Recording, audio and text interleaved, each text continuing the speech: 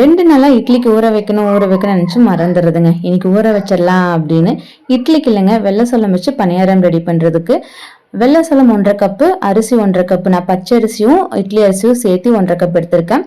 1/4 cup உளுந்து, கொஞ்சம் வெந்தயம் போட்டு நல்லா வாஷ் பண்ணிட்டு நைட்டு ஃபுல்லா ஊற வச்சிடலாம்.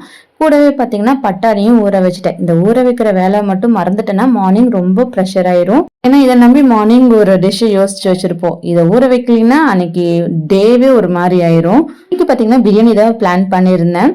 ஸோ அதை வச்சு விட்டுட்டு அரைக்க வந்தாச்சு. இந்த மாவு அரைக்கிற டிபார்ட்மெண்ட் என்னோடதே கிடையாதுங்க. எங்கள் வீட்டில் அவர் தான் அரைப்பார்.